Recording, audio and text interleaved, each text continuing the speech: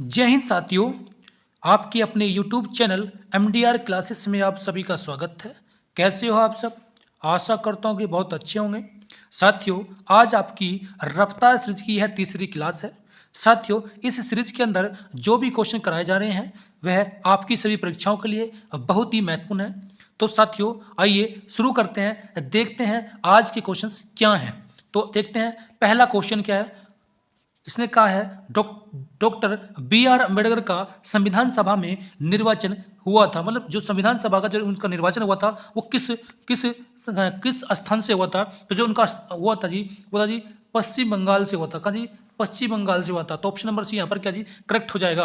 अगला क्वेश्चन क्या कहता जी, संविधान सभा के सदस्य प्रतिनिधि थे। जो संविधान सभा के जो सदस्य थे वो किस तरह के प्रतिनिधि थे? तो जनता द्वारा अप्रत्यक्ष निर्वाचित थे। तो ऑप्शन नंबर डी तुम्हारा क्या जी करेक्ट हो जाएगा, जनता द्वारा अप्रत्यक्ष निर्वाचित थे। तो ऑप्शन नंबर डी करेक्ट हो जाएगा। अगला क्वेश्चन क्या कह रहा है जी, भारतीय संविधान को अपनाया गया, जो भारत का जो संविधान था उसको कैसे अपनाया गया जी? तो संविधान सभा के द्वारा अपनाया गया जी, संविधान सभा के द्वारा अपनाया गया। संविधान सभा का गठन कब हुआ था जी? 9 दिसंबर को हुआ था जी, 9 दिसंबर 1946 को इसका गठन हुआ था। ठीक है जी, 9 दिसंबर 1946 का गठन हुआ था। जो पहली क्या हुई थी जी, पहली जो बैठक हुई थी उसमें उसके जो अध्यक्ष कौन थे जी? सच्चिदानंद सिन्हा जी को बनाया गया था। किसको जी? सच्चिदानंद। ठीक है जी,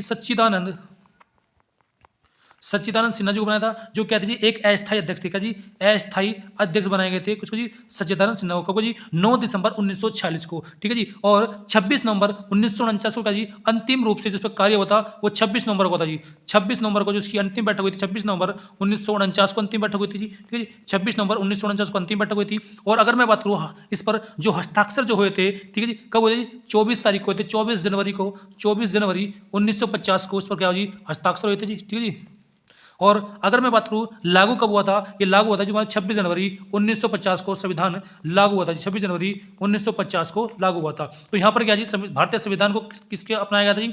संविधान सभा के द्वारा अपनाया गया था। तो ऑप्शन नंबर ए करेक्ट हो जाएगा। ठीक है जी, अगला क्वेश्चन क्या करा जी, अगला क्वेश्चन देखते हैं।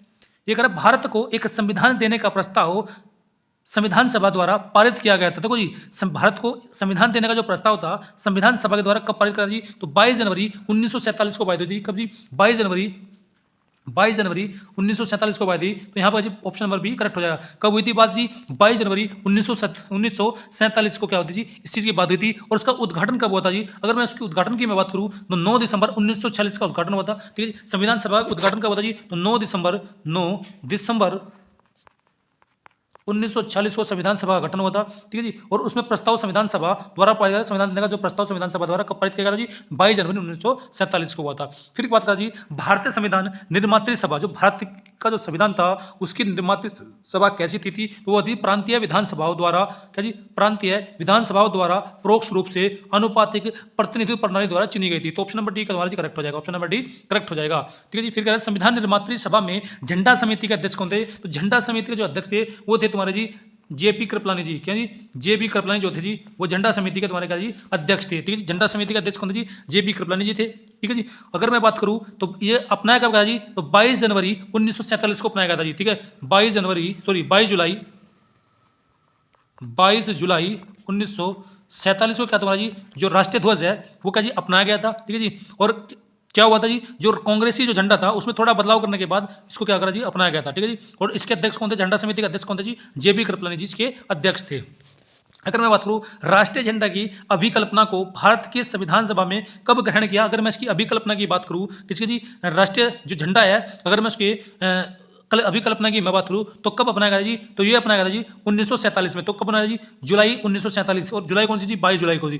तो 22 जुलाई 1947 को उसको अपनाया गया था, संविधान सभा में ग्रहण किया गया था। कब किया गया था जी? 1947 में, 22 जुलाई 1947 को। ठीक है जी, और भारतीय और इसको जो जिसकी अगर इसकी मैं अभिकल्पना की बात करूं तो इसकी अभिकल्पना किसने करी थी जी? अभिकल्पना जो करी थी वो करी पिंगली वेंकैयानंद ने। किसने जी?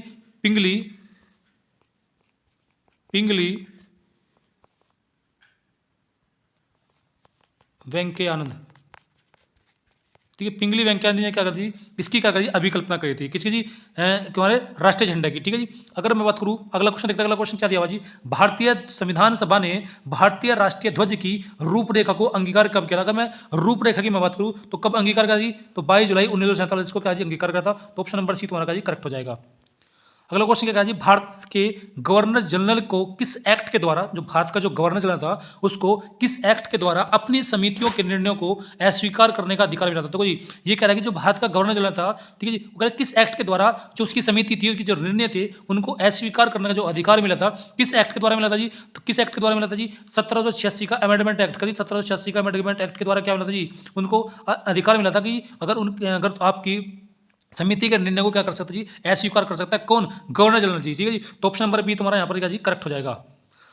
क्वेश्चन नंबर 10 क्या कहता है जी, निम्नलिखित में से किस अधिनियम द्वारा भारत के गवर्नर जनरल को अध्यादेश जारी करने की शक्ति प्रदान की गई? देखो भारत का जो गवर्नर जनरल है उसको अध्यादेश जारी करने की जो शक्ति प्रदान की गई वो किसके द्वारा करी? भारत परिषद अधिनियम 1861 के द्वारा करी। भारत परिषद अधिनियम 1861 के द्वारा शक्ति प्रदान करी। किसी शक्ति? अध्यादेश जारी करने की। तो ऑप्शन नंबर क्या तुम्हारा ए करेक्ट हो जाएगा। ऑप्शन नंबर ए करेक्ट हो जाएगा, ठीक है जी। अगला क्वेश्चन क्या करें? 11वां क्वेश्चन, भारत में सचिव का पद किसके द्वारा निर्मित किया गया था? देखो सचिव की मैं बात कर रहा हूँ। भारत के अंदर जो सचिव का पद बनाया गया था वो किस अधिनियम के द्वारा थी? भारत सरकार अधिनियम 1858 के द्वारा। भारत सरकार अधिनियम 1858 के द्वारा क्या करा था जी? सचिव के पद बनाने का बात करी गई थी। तो ऑप्शन नंबर डी तुम्हारा करेक्ट हो जाएगा। क्वेश्चन नंबर 12 क्या करा जी, मिंटो मार्ले सुधार का उद्देश्य क्या था? जो मिंटो मार्ले जो सुधार था इसका जो उद्देश्य था वो क्या था जी? पृथक निर्वाचन प्रणाली का जी, पृथक निर्वाचन प्रणाली इसका क्या था जी? मेन उद्देश्य था, ठीक है। और जो मार्ले मिंटो सुधार आया था कब आया जी? याद हमारा 1909 के अंदर। कब जी? 1909 के अंदर आया था, ठीक है जी।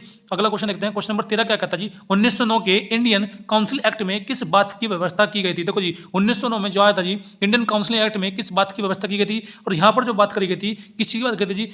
सांप्रदायिक प्रतिनिधित्व की, किसी जी सांप्रदायिक प्रतिनिधित्व की बात करी गई थी यहाँ पर जी, ठीक है जी। अगला क्वेश्चन देखते हैं। क्वेश्चन नंबर 14 का क्या कहता है जी, मुसलमानों के लिए अतिरिक्त निर्वाचन मंडल प्रारंभ में किसके द्वारा लाया गया था?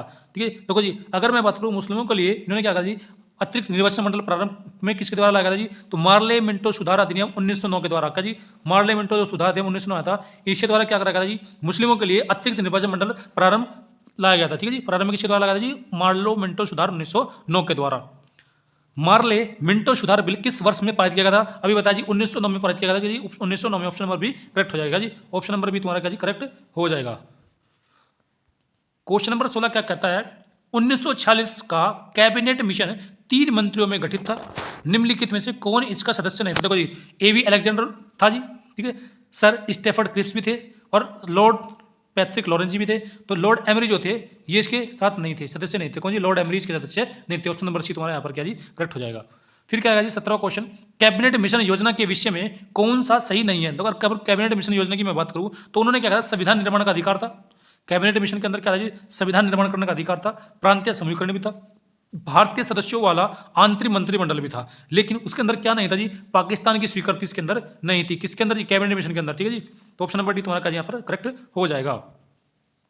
भारत का संविधान लागू होने तक स्वतंत्रता के पश्चात इसका शासन किसके अंतर्गत चला गया था? देखो जी भारत के संविधान लागू होने तक, जब तक भारत का संविधान लागू नहीं होता तो भारत का सरकार शासन किसके आधार पर चला था जी? तो 1935 के भारत सरकार अधिनियम के अनुसार, किसके जी? 1935 का जो भारत सरकार अधिनियम था उसके द्वारा चलाया जा रहा था जी क्या जी? हमारी भारत का प्रशासन, ठीक है जी। तो ऑप्शन नंबर ए तुम्हारा क्या जी करेक्ट हो जाएगा।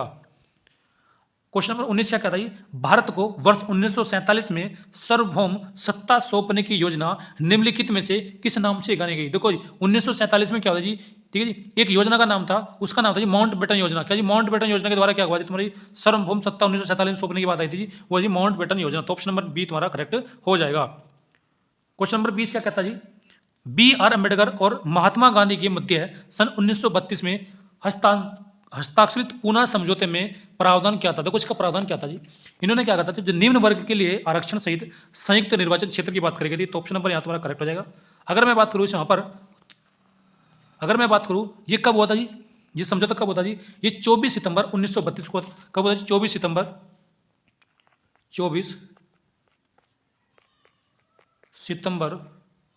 1932 को होता। कहाँ हुआ था जी? ये यरवदा सेंट्रल जेल में हुआ था। कहाँ जी? यरवदा। कहाँ होता जी? Yerwada central jail. कहाँ होता जी? Yerwada central jail. Yerwada central jail के अंदर हुआ था, ठीक है जी। तो साथियों आज के ये थे 20 क्वेश्चन। आशा करता हूँ कि आपको हमारे द्वारा कराए गए क्वेश्चन अच्छे लगे होंगे। यदि आपको कराए गए क्वेश्चन अच्छे लगे हैं तो वीडियो को लाइक करें, चैनल को सब्सक्राइब करें और दोस्तों के साथ साझा करें। तो साथियों मिलते हैं अगली वीडियो में। जय हिंद साथियों।